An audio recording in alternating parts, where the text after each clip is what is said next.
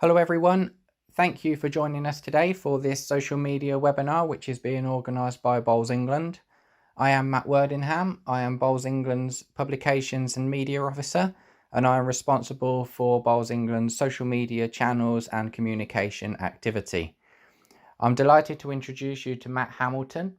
Matt is from Ilminster Bowls Club in Somerset, and I will hand you over to Matt now and he will get started with the presentation. There will be an opportunity at the end of the webinar for a question and answer session, and our contact details will also be on screen, so that if you do have any further questions, please don't hesitate to drop them in an email to us. Over to you, Matt. So good afternoon, everybody. Thank you all very much for joining this webinar for Bowls England on social media for bowls clubs. And our objective today is to help clubs understand a simple way to use social media to increase the exposure for bowls clubs in the local community and increase participation. So in this short 45-minute session, these are the topics we are going to cover. So what is social media? How can it increase the exposure for your club? Attracting new members through social media, benefits and risks, how to involve your club members, and Q&A at the end of the session. So a bit about me. My name is Matt Hamilton. I play bowls at Ilminster Bowling Club in Somerset. I work as an account manager for a healthcare contractor called Acora. I was responsible for Ilminster winning the Bowls England Club of the Year in 2018, and have been on the Bowls England Martin group for around 7 or 8 months with working with Bowls England. A bit about me as a bowler. I represent Somerset in the Middleton Cup, multiple county champion, and was run up in the National Fours in 2011. So that's a very, very short amount about me. So we're going to move on to what is social media. So social media refers to websites and applications that information can be shared quickly and efficiently in real time.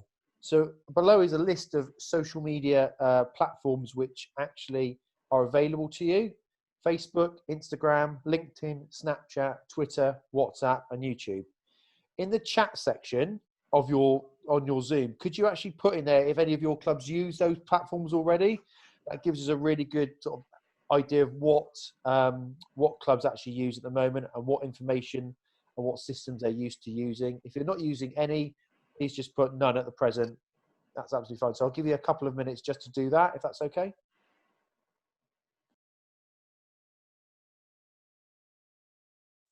Okay, hopefully you've all had a chance to do that and put your chat comments in. So again, depending on what your club uses, what do all these things have in common? And they are free advertising. This is the most effective free tool you'll ever use in relation to promoting your club and increasing participation by reaching many hundreds and thousands of people in seconds, and it costs you absolutely nothing. So I just want to give you an example of that. So some of you may have seen on the Ilminster page in the last few days, there was an article in the Daily Telegraph. I obviously reposted that because obviously I was part of that interview process. In 48 hours, it reached 11,500 people. Now that's the extreme view of actually what Facebook can do. But again, if you're working locally in your local clubs, if you can post things, and we're going to come on to this, that tell a story, that are relevant, and even if you think they're irrelevant to you, they're interesting to others. And those are 3 things we're going to really talk about during this webinar, about actually developing clubs using social media is a really simple way to work, because you can reach so many thousands, hundreds of people in seconds, and it doesn't cost you anything. And that's a really big thing with it. Now, the technology side of it can be quite confusing for some people. Some people are used to it, some people aren't. We'll try and talk you through that as well during this session. So how does social media increase exposure to bowls clubs? Social media platforms allow you to make contact with a wide audience in real time. So, you know, if any of you have seen the comments from last night's webinar, there were a lot of comments that went out late at night and have been commented, shared across Facebook, across Twitter, and that's real-time information. And myself, Matt, and some of the other bowls in the team picked those up late last night. So again, reaching an audience very, very quickly in real time. Younger people are on social media, so if you want to attract new and younger people to the game of bowls, It's the fastest and most effective way to do so. So you can offer specific events and open days for young people. So, for example, if I'm running an open day at Ilminster for young bowlers, I will invite the Cubs, the Scouts, local schools, any youth clubs that use the local facilities, whether it's our club or local clubs around the local area. So I will send them an email, find some contact numbers, give them a call, invite them down, give them free coaching, having all the equipment there for them to use, and get them down in a 2 or 3 hour session. No more than that. Some clubs run open days from all day. The most effective way to run an open day from experience is to make it very short and sharp. So 10 till 12, 12 till 2, that's all you need. 2 hours is enough, because people will, if they want to come, they will book into their life and their time to actually make that. If you run it all day, you get dribs and drabs, and then actually people don't come, and then you've got generally the late afternoon is where clubs or people don't generally turn up. So if I was recommending the way to do an open day or event day, short, sharp, 2 hours is enough for most clubs. Older people are on social media too. So an example is 88% of our YouTube subscribers for the Bowls England, the Extra M podcast are 65 plus. Okay. So again, the older people are on Facebook, they are on social media. And again, interaction with those people, really, really important. And we're going to come on to how we can use Facebook, social media, especially Facebook, because it works really well to get your message out to a wider audience. Exposing the club to the local community. Some people in the local community may know what you do and how to get involved, but some may not. So explain and describe what your club is about.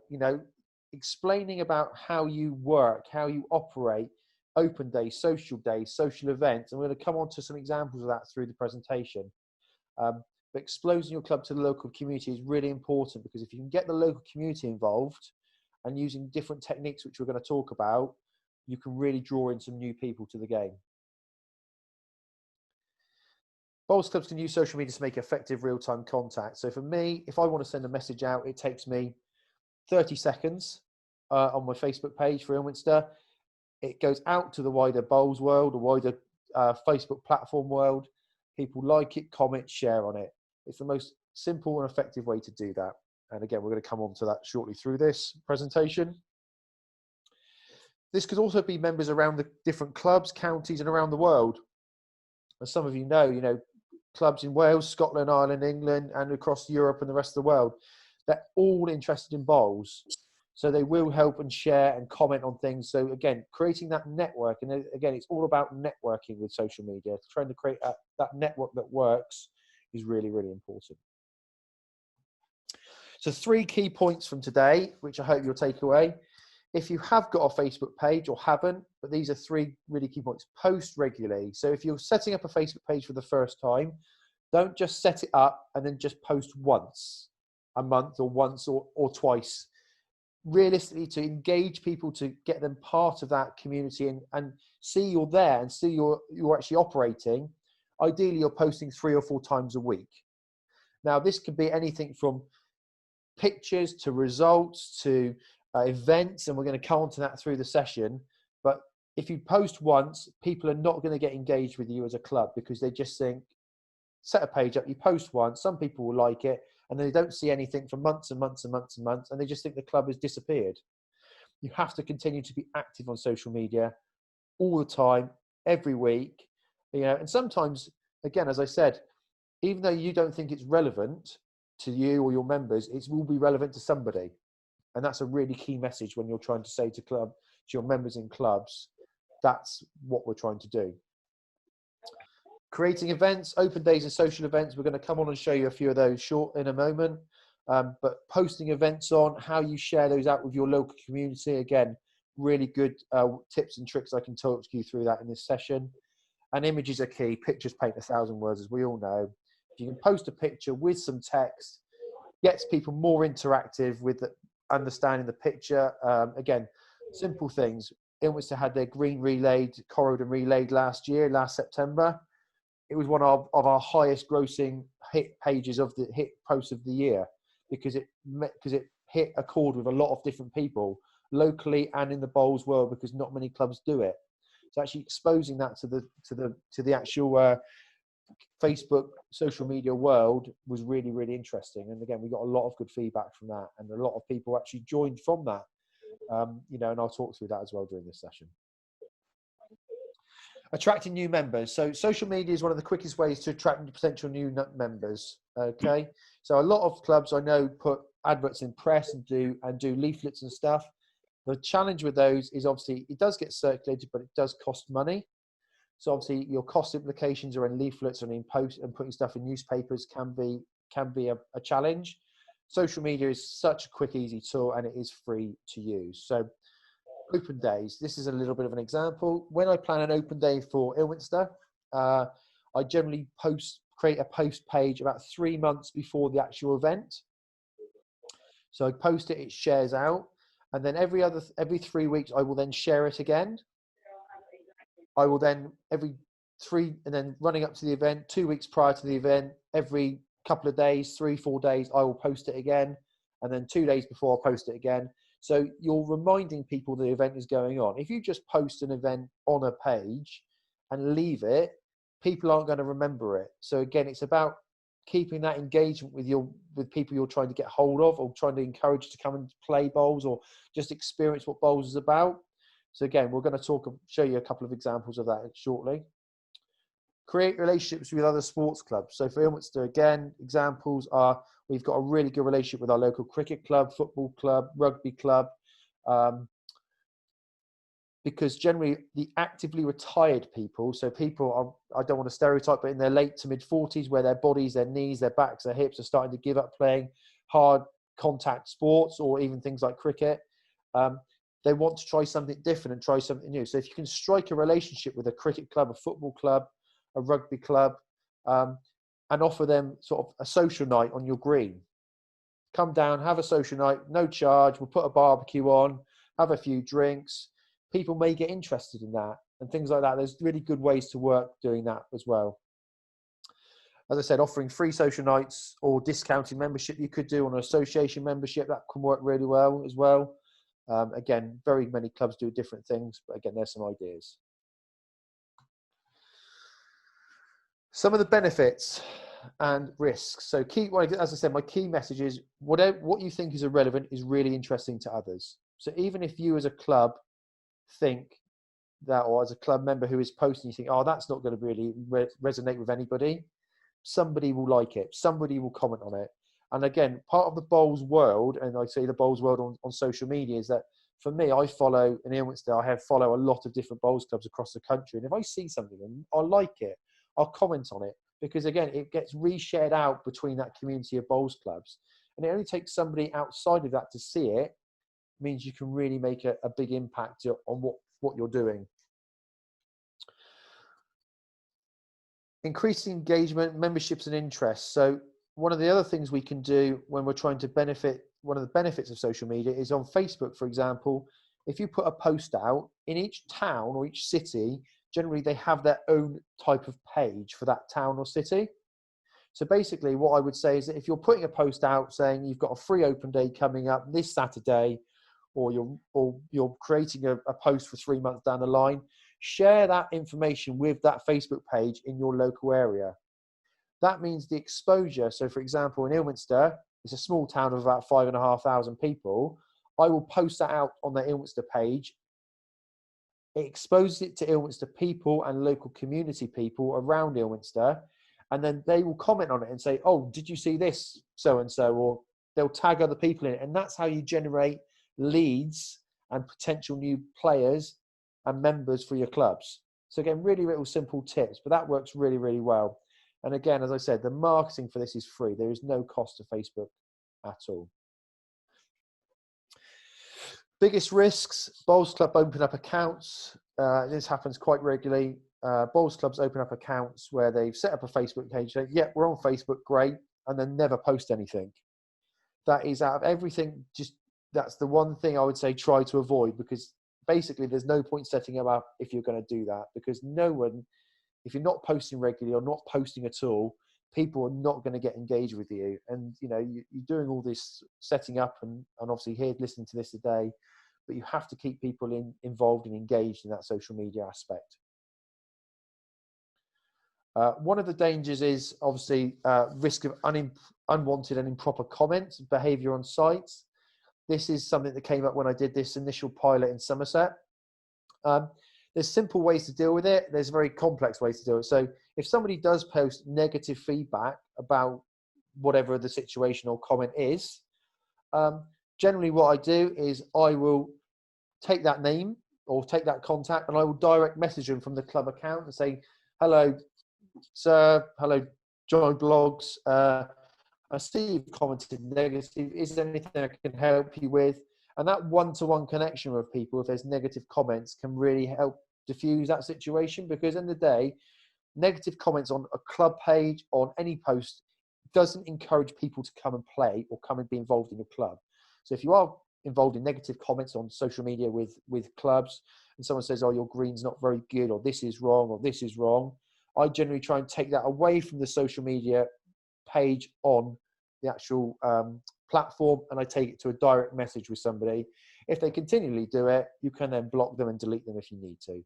But I try and give people the opportunity to express what they're trying to get across, whether it's around the green or travel or whatever it may be. But that's a little way you can deal with it.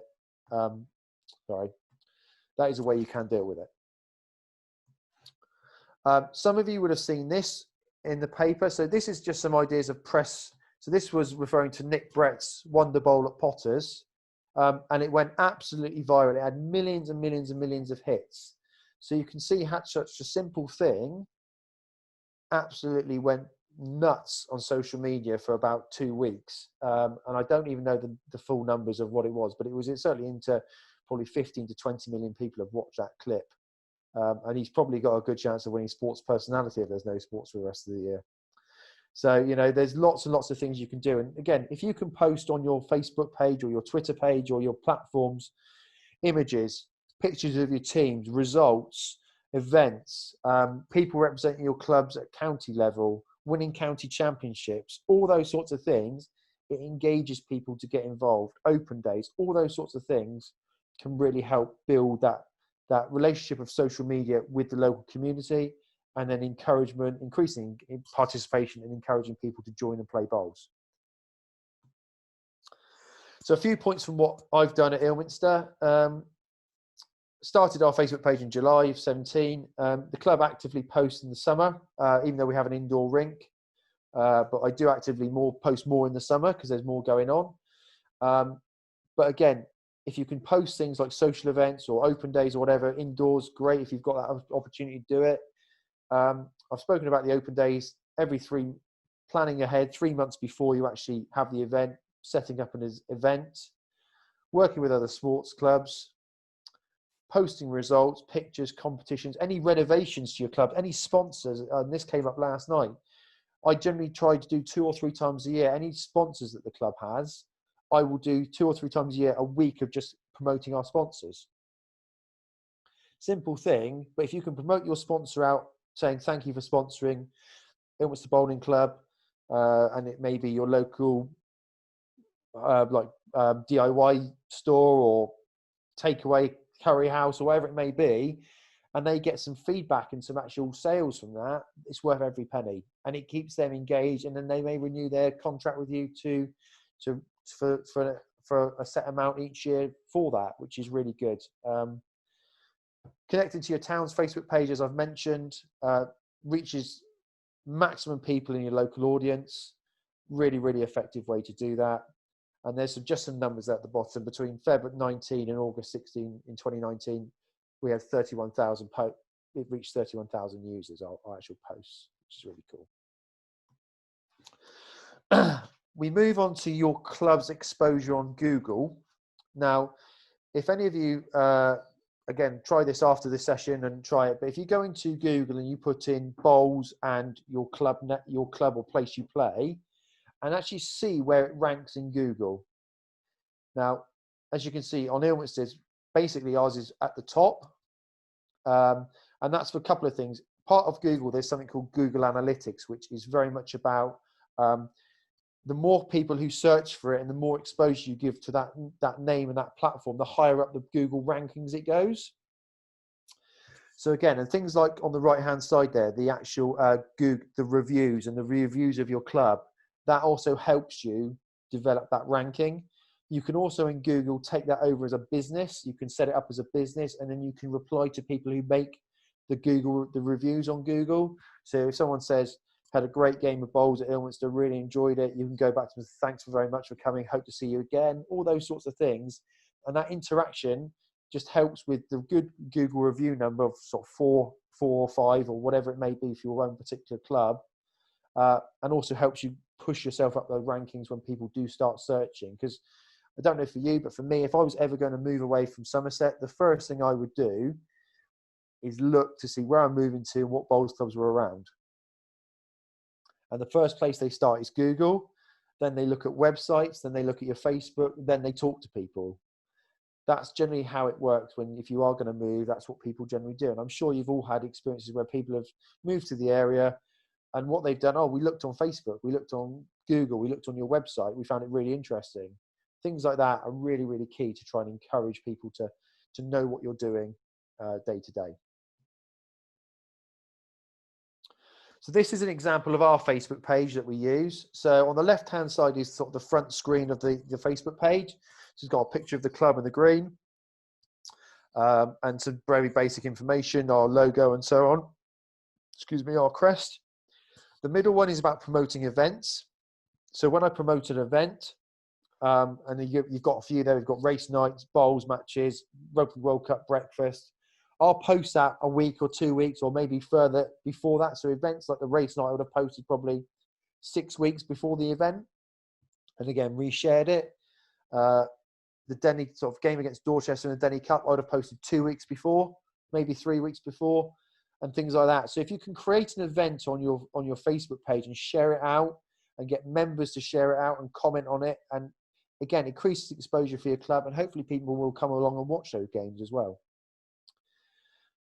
Making your stories that you post on your pages relevant and adding value.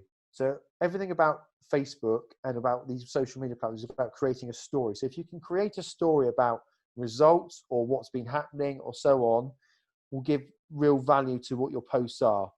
So on the one there is actually myself, my dad and my brother. My brother lives in Brisbane in Australia, and I posted bowls as a family game, father and sons back together on the bowling green for the first time in 3 years. It's relevant, it adds value, it's related to family, and it's a family sport. And those four things mean that post really adds relevance to people. It ticks something in their brain saying, oh, actually, it's nice that they managed to get back together to actually be part of that and to actually have a photo taken and actually lots of things like that. So that's, again, about adding value to stories. Engaging your audience. So the one on the left is about coaching. So I did a post about our club coaches, about running junior sessions and adult sessions on Tuesdays, and then added in a photo of if any of you can see that photo, it's a young Natalie and Jamie Chesney when they were doing the BDA coach bowls photos and stuff. But again, from that, our junior section grew by about 10 juniors overnight because people saw it. It was shared out across our local Facebook page, our Ilminster Town Facebook page. And parents wanted the kids to go to after school clubs and where they wanted to try bowls or try, and all those sorts of things. So our junior section grew massively from that one post. We picked up about 10 or 12 juniors just from that one post and sharing out amongst the local community. And then the final one is the relevant adding to the game. So this is a bit about evolution. So this was keep bowls moving forward. And there are 4 pictures there of history of the club. So the top left is obviously back probably in the 1970s. The one underneath it is with shirt, tie and blazer with a trophy. The top right is when we first had our initial club shirts for Ilminster. And in the centre there is a young Louis Rideout, England international. And the one below it is the modern kit, which we have, which is an all blue kit. And again, that's quite relevant to lots of clubs because lots of clubs are looking more now to develop their overall look, their travel, and trying to make it more of a professional overall look for each individual club. So those sorts of posts really do add value and add relevance to your social media. So just to recap on those points, building into your Facebook page or Twitter page or whatever it may be, quality of posts, make sure they're relevant and they're adding value to your business. And again, when I talk about bowls clubs, there are two different clubs. One is a club for bowlers and one is a business for bowlers. Now, again, however your club is structured is absolutely fine. For Ilminster, we run it more as a business model rather than a bowls club model. So obviously making sure things are relevant are really, really important, and making sure people are engaging with you is really important. So adding value and relevance. Regular updates, 1 post a month is not enough. 3 or 4 times a week is minimal, really. You know, for me, I think at the moment I'm posting 3, maybe 6, between 4 and 6 times a week. Even though there's nothing going on, people are still wanting to hear from us.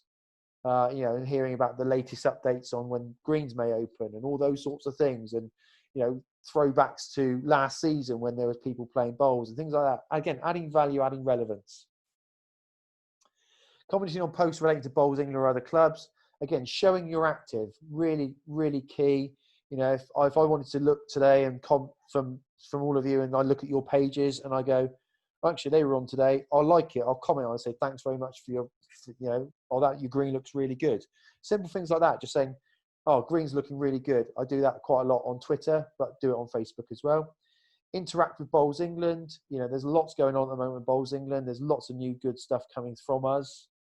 You know, with the extra on podcasts and things like that. There's lots of new, and obviously with the current situation around greens, there's lots of stuff going on there. Bowls England want you to interact with them. They'll do everything they can to interact with you and keep supporting you as much as they can during this period and any period with information. Photos on pages. If you can get photos put onto your pages, it really helps. As I said, pictures do paint 1,000 words. So pictures of people bowling, of your clubhouse, of your green, any renovations, as I said, they do sell stories. Any championships you win at the end of the year, all those sorts of things, they sell stories and people recognize it, and it will expand, and your community will grow because of that. Adding events, connecting with a larger audience. One of the really good ones to use is your local councillor or MP. So if you are having an open day or something like that, they're desperate to get in the paper with you. Showing something, it's free, they'll come along, they'll bring their own press people so they can obviously do all the press for you, but they really want to be able to engage with local community. So if you are running an open day, get your local MP or local councillor along, mayor of your town even, get them in, invite them to come and get some good press out of it. And having Q&A sessions on your pages as well gets really good interaction. So if you are thinking about changing your club kit, for example, you could do a post looking to change our club kit, 3 designs, which one do you like? And I think that works best, as we spoke about last night, on Twitter because it's anonymous, but you can do it on Facebook if you like. But those sorts of things really interact with people. And I think from what Matt said last night from Bowls England is that if any of you saw on the Twitter, we did the Bowlers of the Century and built the best rinks. Around 2,000 people actually commented and posted and replied on that. So that's really good interaction again. So this is the hardest one, how to involve your club members. Now, some obviously club members will be quite critical of things and changes because they all are. You know, it's always the same people as we know who do the same jobs in clubs. So these are some tips and tricks where you try and involve club members. Get them, first of all, if they're on Facebook or Twitter or any of those sort of platforms, get them to like, share and comment about club posts. Really helps just engage them into that early stage of posts.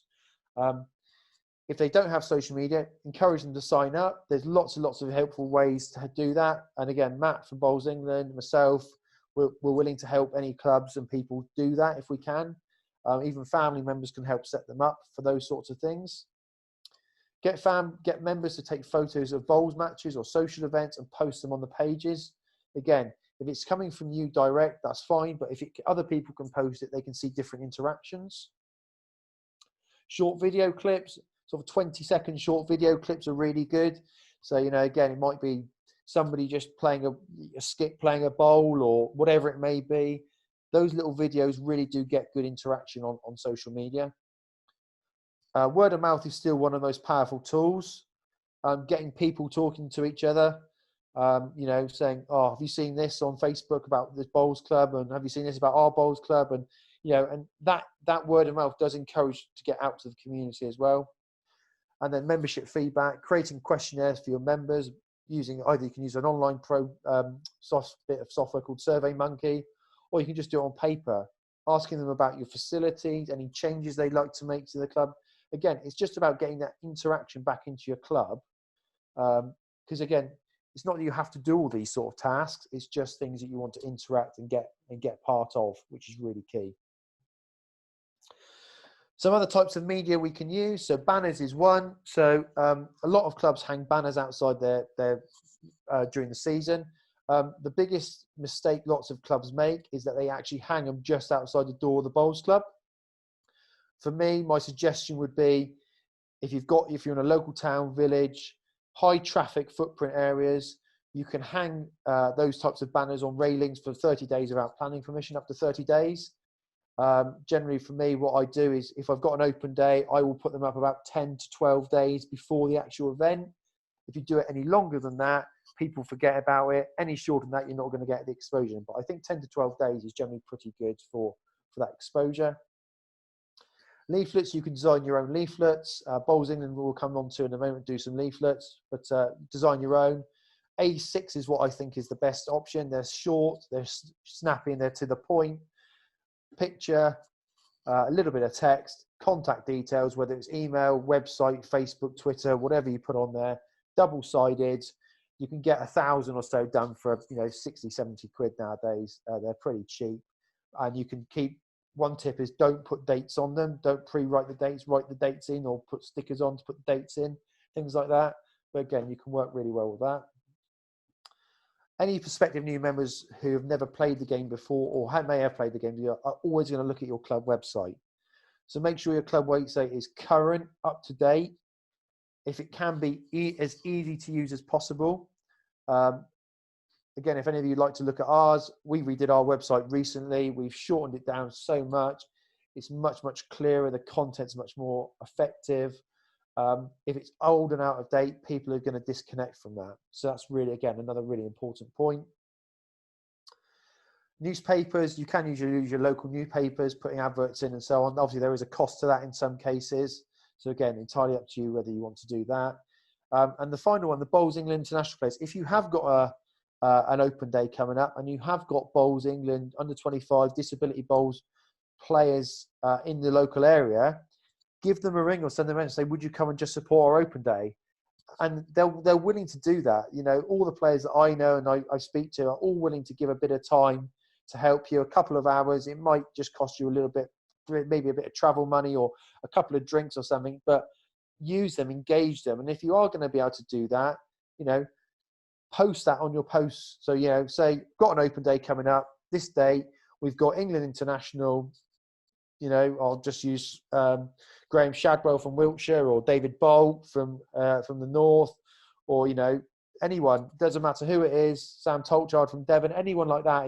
If you can interact with them and get them, it raises the profile and exposure. Again, it really does help. And I use it a lot with Ilminster. We're very lucky. We have Rob Paxton and Louis Rideout, who are very close in proximity to us, and they're always willing to help us out. And again, the England team, across all teams, are willing to help out if they can to raise the profile of bowls and support you. These are a couple of little banners. So on the left is a banner, if any of you have been to Broadway Bowls Club in Worcester, that was a banner they did for their 100th year, which is really, really cool. One of the best banners I've actually seen. Just really, really bright colour and vibrant. And on the right-hand side is the new Bowls England literature for recruitment. This has been redone recently with help of Sean Honor, who's the editor of Bowls International. So again, that's available from Bowls England. We're not at the because of what's going on at the moment, we can't post it out. But if you want to email Matt and you want to get some, when we have the chance, we'll obviously post that out to you and get that circulated. Thank you very much for attending the webinar. Hope you found it interesting. Below are the contact details for myself. If you want to ask anything about development, the social media is Matt Matt from Bowls England, and Club and County Development is John Hughes at Bowls England. We will be sending these slides round to everybody on email. So when this is complete, but that's it from me. We're happy to do question and answer session now from anyone. Thanks, Matt. Another very good presentation. Thanks for your time again. Lots of questions have come into the chat function today. If you haven't got any more questions, please pop them in and we'll get to them eventually. The first one, what is your club doing to stay active on social media during lockdown? And have you got any recommended postings? Yeah, so for us at the moment during lockdown, we are posting obviously regular updates as we can about the current situation to our members. We're also posting things from last year. So any games you had or any photos from last year or any open days you had and things like that. And, you know, simple one like an open day. Oh, so hope we can get back to bowls and get our open days running as soon as we can, or get people back on the green. Those sorts of things still keep people interactive because everyone knows the current situation and where we are. But if you can still post something around that, I mean, I posted one, when was it? 2 days ago, I think. It was about, we had an end of the season barbecue last year, celebrate the end of the season. I put a video of that on our Facebook page, and simple things like that. And people interact with it. They said, oh yeah, I really remember that day. That was really good. We had a great night, bit of music, bit of food, you know, those sorts of things. And then the local community, again, they say, oh yeah, when that, they really want to get involved again. So that's what I'm doing at the moment with Ilminster. You know, many clubs are obviously looking at the current situation and regulations and stuff. For us, we're hoping to be reopened on Wednesday next week. We've been writing all our documentation to get ourselves back firing on getting people back on the green.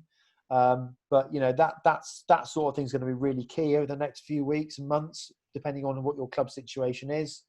And obviously depending on the government situation, if they decide to open it up any further or lock it down because the R goes up. So things like that, really, really important. It's important to note as well that bowls is a sport that Bowls England is currently creating the documentation for all the clubs. And it's important to note that as a non-contact sport, we do have an advantage over sports such as rugby, hockey, football at the moment, that our restrictions will be a lot easier to manage rather than sports such as that. So it is an ideal opportunity for bowls clubs to try and recruit new members that are from other sports that can't play their sports at the moment as well. Yeah, so for just again, example for him, it's still probably 2, maybe 3 weeks time if we're still open, around the 1st of June, 2nd of June. One of those weekends we will run an open day purely to try and encourage people who can't do any activity at the moment, whether it be cricket, football, rugby, to come and give bowls a go, because it's an ideal opportunity to get those people involved right now. And yes, the social distancing and everything, but if you manage it as a club, the impact is going to be very much less for those sort of situations. Again, Bowls England, again, myself, I'm happy to help if I can. Just drop me an email and I'll come back to you with some thoughts and comments. Regarding the presentation earlier on, Matt, you mentioned about doing a post 3 or 4 times a week. Yeah. What about during the closed season? Closed season, I generally mention about winter work. So the first one I would ever do after the outdoor season is when you're doing your winter work on your bowls green. So whether it's scarifying, reseeding, top dressing, whatever it may be, any winter work you're doing on your green is really good to put up there. Also, when you're doing, obviously for some clubs, they run social events during the winter to get people together. Prime example to try and run social events, things like race nights, might be fish and chip night, whatever it may be for your own particular club, bingo, even things like bingo or you know, anything like that.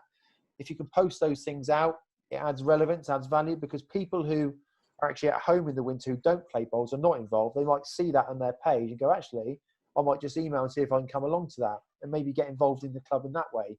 So that's why I generally post when it's the closed season. For Ilminster, it's slightly different because we have an indoor green. So obviously my activity is quite much higher during the winter. But again, things to think about. A few people asked this one, hashtags, Matt. What are they and what are the benefits of them? Okay, so hashtags are based mostly on Twitter, not so relevant on Facebook. Basically, on a hashtag, basically means you copy. And how am I going to explain it? So basically, a hashtag gives you the ability to link into the database of, say, Twitter. So for me, if I put hashtag bowls or hashtag outdoor bowls, that keyword then links up with their database. And anytime anyone searches for bowls or outdoor bowls in the search engine or searching through Twitter or Facebook, generally it will pick that post up. So normally when I hashtag, I only use 3 or 4 hashtags depending on what it's about. So I use bowls, outdoor bowls, summer. I might use sponsors. I might use, there's very limited ones I use for bowls, but that's what it does. And it's very hard to explain with actually seeing it on a screen. So again, quite happy to try and talk through that with people if they need to. Matt, you might have another way of wording that, or any advice you can give. Yeah, the main hashtag we use for Bowls England is hashtag play bowls. And any post we put on Twitter, we use that hashtag, and we try and encourage people to use that as well. The next question is, how do you get people to keep you informed with content that is newsworthy? It's a very good point. So I don't know how many clubs use this, but we certainly do. We have a club WhatsApp group. So we have a team. So for Ilminster, we have many WhatsApp groups. So we have an Ilminster WhatsApp group, and then we have individual teams. So for example, the Ilminster WhatsApp group, anything that's going on in the club, people can post on that or post comments or results or scores or what's happening. That then distributes around to everyone who's on those group lists. Things like teams. So generally for us, we work as the days of actually going down the club, pinning a notice to the notice board and people coming down and ticking their name off is in a lot of respects gone now. People are far too busy generally in life now to be worried about ticking boxes and having to travel to the club to do that. So we actually take a photo of our team sheet, and then we post it out into each individual group for each individual team. And then that gives people instant access to it, and they can come back and say, yes, available, no, not available. And instead of having to, go down your club, having to get the Tipex out as we've all historically done, crossing names out and stuff, you can do it all online and all really quickly. So that's how we generally find out what's going around the club. Even things like newsletters. If your club produces a newsletter, you can share the newsletter out on WhatsApp as an attachment. So even though you might email it out, you can actually put it out on WhatsApp as well, and things like that. There's lots of little ways you can use technology, and especially WhatsApp. And WhatsApp's for me, I think it's one of the best tools we ever brought into Ilminster, because instant information saves so much time, so much hassle. And if people are traveling from outside, from say 15, 20 miles away from your club, if they live away, they don't want to be coming in every 2 days to check the notice boards and stuff. If you've got something like WhatsApp, it's instant, it's access. They know what's going on, and you can arrange and do lots more things through it.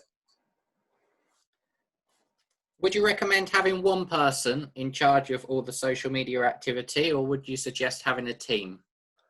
For me, Ilminster, I do it all, but that's because I do that generally just because it's simple and easy for me to do. On Facebook and Twitter and all the other platforms, you can have multiple users. So I always find that it's got to be people, from experience, the best way to do it is for people who are very highly involved in a club to be managing it, because they're going to get most of the information. Time obviously it takes, if you're I do it regularly, so I can do it in seconds. For other people, it may take a bit longer. But yeah, I would, if you're starting out on this, multiple administrators, multiple posters is the best way to start. If you've got someone who's very good at it, very, very quick at it, then let them crack on with it, is my view. I think it's important to note on that point as well that a lot of social media channels now, you have the functionality to schedule posts.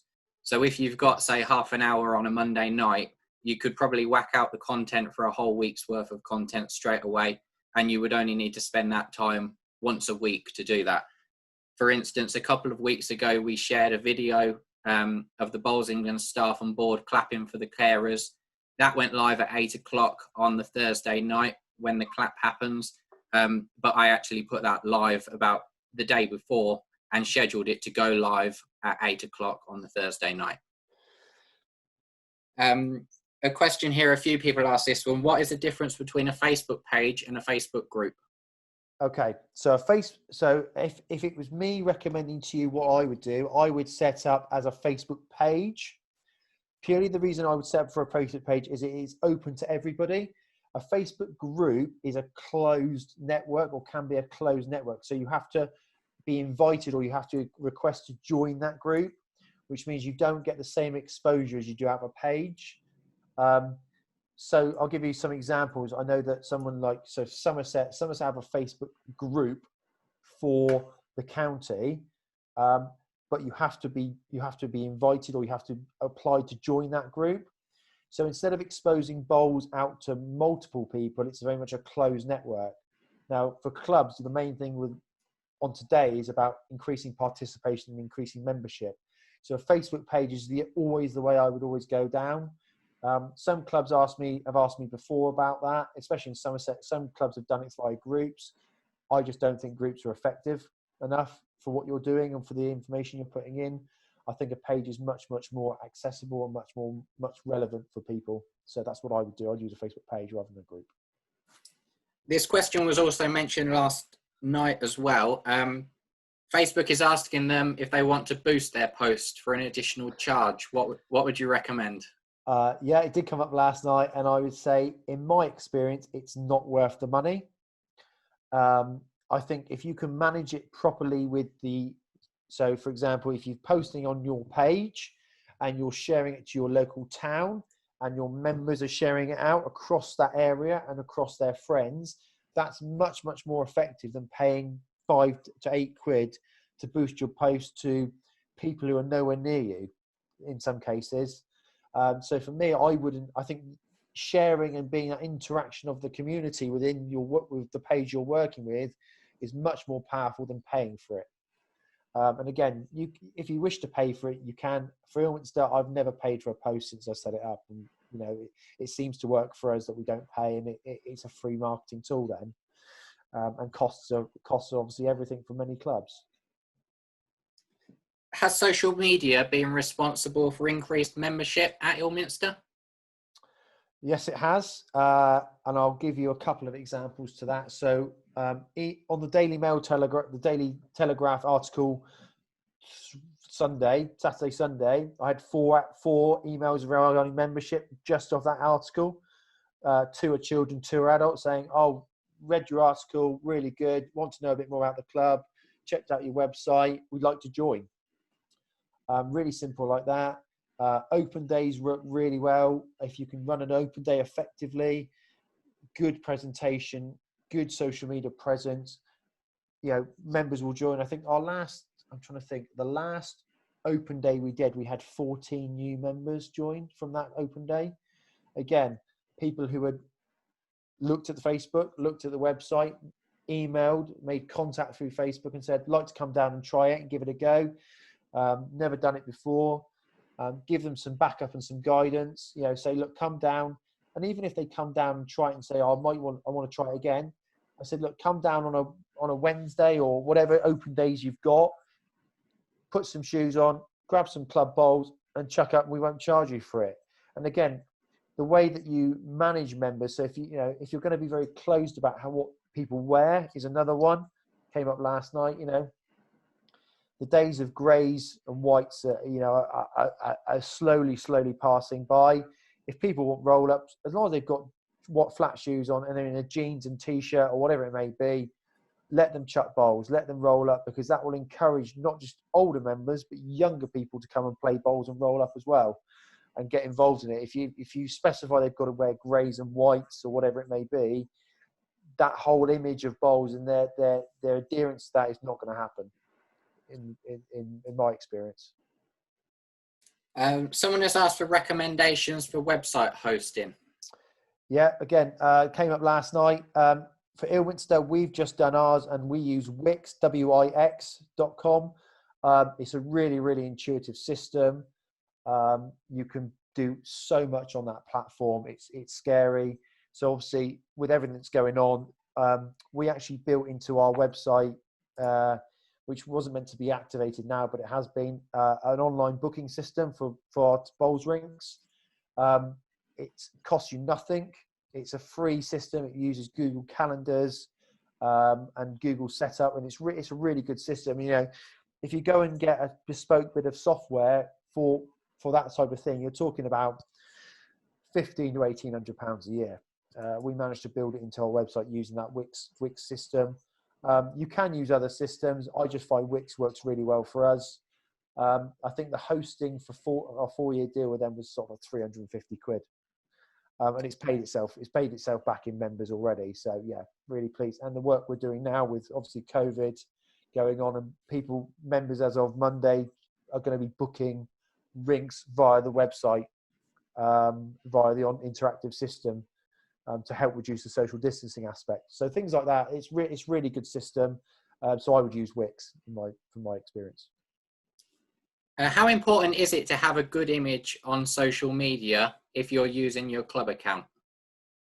As social media, it's absolutely imperative to have a good image. Imperative, because if you post negative posts, if anything that goes on is negative from your own club members or club administrators, it doesn't give a good image to your local community. So if people are posting negative posts, you're not going to gain anything from it. It gives a negative impact. Yes, people can post and comment negative things, but again, that's how you deal with it as a club. You know, for me, I take that person to one side on Messenger, or even maybe ring them if they want to talk about it over the phone. But if you post negative comments as a club page, you're not going to gain anything from it. The only thing that should be going on there is positive messages, because the whole point is to try and bring people into the game, not exclude them from the game. So yeah, really important, put positive messages out all the time. Someone's asked as well, you mentioned about local towns having pages on Facebook. What about cities? Yeah, same thing. So again, just examples. I know there's teams from Wiltshire here on today. If you're in your local town in Wiltshire or local city, Chippenham, wherever it may be, Wootton Bassett, anywhere, if you can log into those pages that the town run, they'll accept your post because you're not asking for anything. It's not a salesy post. It is purely exposing your club to the local community on a free post. Absolutely fine. They'll be more than willing to post that for you. Cities, towns works really well. And again, you may see it may take some time to get that information rolling. And again, how often you post is really important, as we mentioned. But yeah, use towns, cities, any other facilities you can. Another one I use quite a lot is I post in my local town where the club is, but then there's villages around which have populations of sort of few hundred to a couple of thousand people. I'll repost it out to those as well to raise their awareness. So you don't have to focus directly on your town or city. But if you know there's areas where people play bowls or have played bowls, you can again just use that facility to repost out to those areas. Someone's mentioned about having administrators on a Facebook page. Yeah. Do you want to just mention that you can have more than one? Yes, you can. So I have Ilminster, I have one administrator, which is me. You can have up to, I think you can have as many administrators as you like for that system. All I ever do is when I do obviously for me, just in case things happen, all the information is written down. It's kept in the club. So all the passwords, logons, email addresses, everything that is involved in those social media is kept at the club. But yeah, as many administrators as you want, and you can add and remove administrators or change their settings to how much they can do in each platform. So yeah, absolutely fine. A few people have asked about data protection and the GDPR regulations regarding photographs. Yeah. What Bowls England recommend on this is that it's included in your membership form, so that when people sign up, they tick a box, they say that you can use their photographs or whatever, and that covers you for instances like that. Yeah, for me, on our GDPR data protection statements that every club has, we have a box at the bottom where you just tick and say you agree to the data protection GDPR policies that the club adheres to, and that's fine. Everyone's happy with that generally. Similarly, with junior consent forms, what Bowls England recommends is on the safeguardingbowls.org website, there are a lot of templates on there that will cover this, and they're free for you to use. You just download them, amend them to suit your club, and they'll be fine for you. So that's safeguardingbowls.org. Also, if I'm in, for me, when I do photos for our junior section, I also ask the parents who are in view or in there, or if there's anyone got any specific needs, I'll just say, they'll say, oh, this person can't have it to their photo taken, whatever it may be. But yeah, just asking around, using your common sense really as well. Asking your parents who are at that venue there if they're happy for photos to be taken. A few people have mentioned about having international players. If you're not sure of who is an international close to your club, just drop me an email and I'll be able to help with that. It does vary. Some international players will be willing to attend open days at no cost at all. Some will probably want to charge, but that's entirely up to them as an individual. That would be something for you to discuss with them. Yeah, for Ilminster with Rob and Louis, they don't charge us. We just give them, maybe we might give them lunch or a few rolls or a couple of drinks or something to say thank you. And again, most players that I've ever come across are very happy to support clubs, irrespective of whether it's their own club or not. They're happy to raise the profile. And again, if you publicise it well, it's a really good thing to use. It's a free tool again, or can be a very cheap tool to use. Question here: what is the value of an Instagram account if they already use Facebook, Twitter, and a website? The value of Instagram is that with Instagram, it is purely really a picture-based platform. So, for example, I'll take a photo of our green. Within the Instagram setup, you can then have Twitter and Facebook pages linked in. So actually, it posts to all three pages with one application. If you're going to add a lot of text, sometimes with the Twitter, it doesn't work so well because obviously there is a character restriction on Twitter. So normally if I'm posting photos and text of the green or the clubhouse, I'll use Instagram for that and Facebook. And I might do a separate post for Twitter because it's slightly harder with the way it works. And it's more of a linked type system. But yeah, absolutely fine. I use Instagram a lot for us. And again, if anyone wants to go on our Instagram page, you're more than welcome to have a look. Websites, again, on our website, our Instagram page is linked to our website. So if you scroll to the bottom of our web page, our home screen, there will be all the images of our Instagram posts. So again, it all links in together. Moving on nicely to that one, someone has asked, would you recommend repeating the stories across all platforms? Absolutely. You get different aspects for different. So a lot of people, so you've got something like Twitter. So Twitter, I class as a B2B, a business to business type platform. Even though there are people on there, it's quite because it's a shortened character type platform, your pictures and words are very limited, where Facebook and Instagram can be very much business to consumer or customer. So I always find that Facebook, in my experience, works better for the personal contact, and Twitter works better for club or association contact, if that makes sense. But yeah, I find both platforms work really well. Twitter works really well if you've got sponsors who are on Twitter, because it's really good work to retweet and use different types of techniques to actually engage with those and try and build that relationship. So that's what I would use. A few questions here sort of linked together as well. Someone said that it seems a bit professional and that they have no experts in publicity at their club. And someone else has asked how to set up sort of a Facebook and a Twitter account. We did have a lot of demand last night from the attendees to sort of produce another webinar about how to set up a Facebook page or how to set up a Twitter account. If that is of interest to you, drop me an email and I'll see what we can do on that one.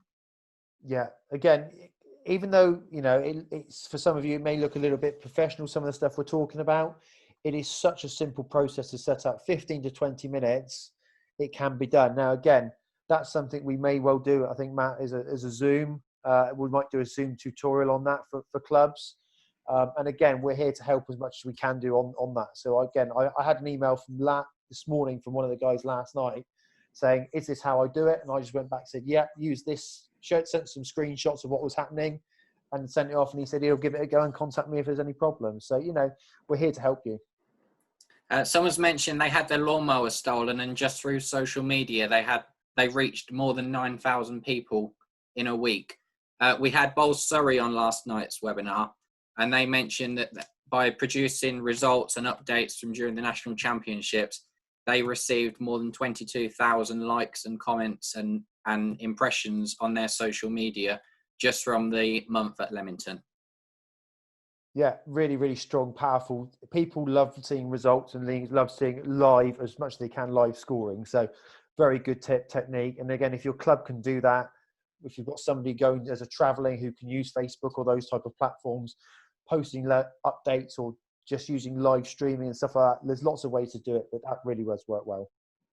We had quite a few questions at one point about the social distancing if you were to host a open day for your club.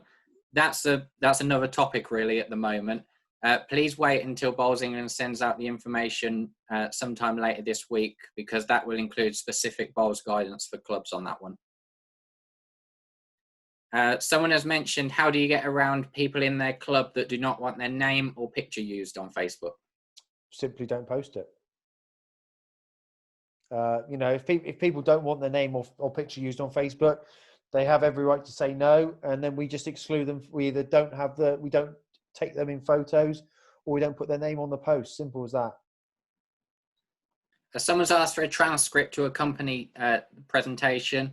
That's not a problem. If you drop me an email, I'll be able to sort that for you as well. We will intend to put one of the webinars live on YouTube after we've completed all three, so that you can rewatch again if you'd like to. Just going through the comments now. Someone says, Twitter appears to be a waste of time and effort for them. It's for an immediate response. Would you agree with that? I don't agree with that. And if that club want to email me, I'll try and help them develop and see what they're doing. And I'll have a look at their page and see what happens. And again, a lot of that is about, how you're posting. Are you using hashtag? Are you using the @ symbols for different associations? How many people follow you? Expanding your exposure to other clubs. If you want to drop me an email on that club particular subject, more than happy to help you with that. Someone's mentioned that most of their members are volunteers and they want to spend their time playing and don't have the time to promote using social media. I mean, if people want to keep playing, that's fine. I mean, end of the day, I think it comes back to how you view your club. For me, there are two different types of club. One is a club for bowlers and one is a business for bowlers. So, if you want to increase your exposure, increase the people and participation in your club, you have to look at it from more of a business model than a bowls club model.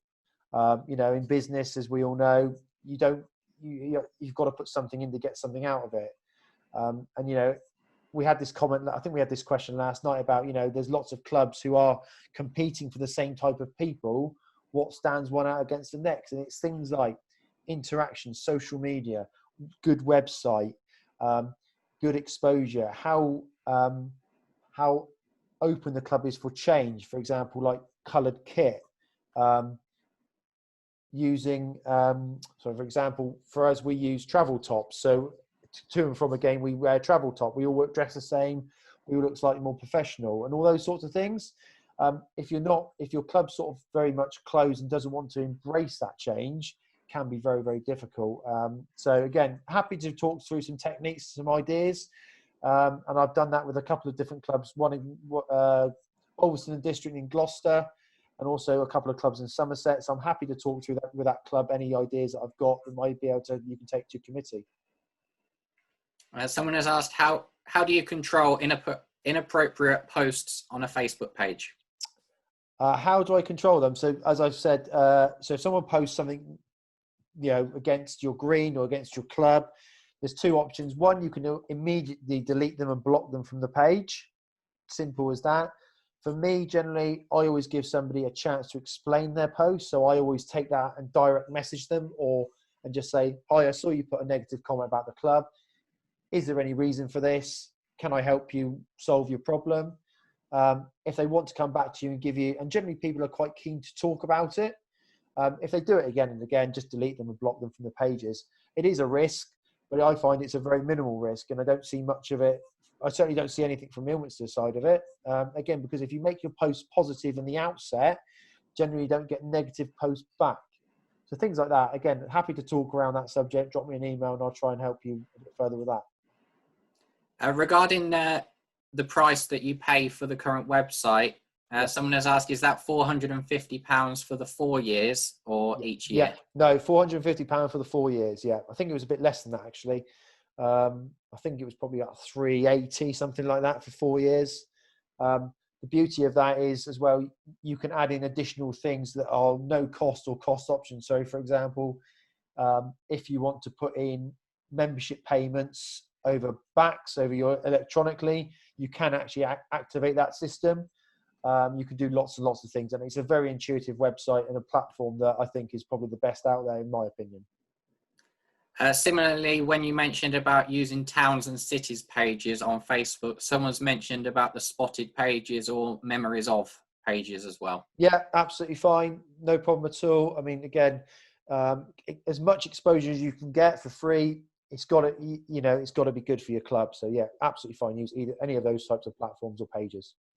And another person has mentioned that they encourage younger people to help with running the club and the county social media platforms. Yeah, absolutely fine. For me, again, I'm very heavily involved with Ilminster. I am part of the Somerset sort of the club development structure. We have a development officer, and I work with them. I'm obviously part of the Bowls England marketing group structure. So yeah, I think for some people, it is very much about people being involved as much as they can. And obviously, if anyone can come in and bring new, fresh, young ideas and a bit more energy, that's always a good thing, I think. And clubs have to move forward, and that's the next thing. If any of you listen to Tony Alcock's podcast, the first one, he said, if clubs don't embrace the fact they have to move and develop and change, clubs just will not survive. And that was probably the biggest message I took from that podcast. Is that if we don't develop, Ilminster or any club, if you don't develop, move forward, make changes, bring younger people in, embrace the change that you need to make for the club to survive, you won't survive. So that was just my message that I took from that particular podcast. We've also had people mention about using newspapers and like local free magazines. Just on that one, we do have some templates available at Bowls England that if you want to drop me a message, then I'm happy to help you with templates for what to send to your local media. You can just sort of fill in the gaps to suit an open day or whatever event you're hosting. It's a service that we offer at Bowls England, and we're happy to support you with that as well. Just going through the rest of the Google Calendar. I think you use that, Matt, don't you? Yeah. So if you wanted to, so we use the Google Calendar system for our interactive booking system, which we've just had to launch because of this COVID system, because of COVID, and so people can book rinks and stuff. Google Calendar is what I would use in the back door of your website. Works really well. People can, if you do it through the website, you can log into the website, go into the system, book a rink, select your times you want to play. It then uploads it to the calendar. You can block out. So the plan was for us, possibly not this year, but next year, was that all our league games, all our county games, everything would go in the calendar at the beginning of the year. So if you wanted to book rinks outside of that, you had to physically log into the website to book it. Now, I know that sounds quite in-depth and quite further forward than maybe most clubs are, but obviously this COVID situation has brought that to the front for us, and for us, we're glad we built it into our website when we did. So it's put us a little bit ahead of the game, which is good. But Google Calendars works really well. Regarding open days at Ilminster, Matt, do you find youngsters are more interested in indoor bowls? This club has issues in trying to encourage their indoor bowlers to play outdoor. Yeah, indoor bowls, outdoor bowls. So normally with open days, the slightly different things I do is that if you want to encourage younger players to play, I actually I have like a little Bose music speaker, and I actually play music across the green, indoor and outdoor. if you can create a better atmosphere, generally that encourages more people to get involved. So we host an under-25 game indoors, Ilminster against the Somerset under-25s every year. We make sure our music is not blaring, but is playing out across the green. It gives a good atmosphere. It gets the parents enjoy it more because it's not the quiet setup as we're used to. So for that sort of age group, it works really well. And trying to get people outdoors, I always sort of try and get them to do, if anyone from indoor wants to go and play outdoor, I always try and get them down like a Friday night, because Friday night's great for a lot of people who work or don't work. Working people who work the Friday night end of the week, then go down, book a rink, have a couple of drinks, play with their, give it a go, have a bit of a laugh, and then that works really well from my experience again. Okay, that concludes all the questions that we've been asked in the chat. If you do think of anything else after the session, just drop me an email and I'll be happy to either answer it if I'm able to, or I'll forward it on to Matt and he'll get an answer over to you as well. As we said at the beginning, we will be sending out the presentation to you all. And we've also got some bits and pieces showing what social media activity we've done from the Bowls England account over the last month or so since the lockdown. And perhaps there's some ideas in there that your club can take on. And it includes some facts and figures and statistics regarding those as well. So thanks for joining us. We hope you enjoyed it. And I'll get that email over to you later today sometime.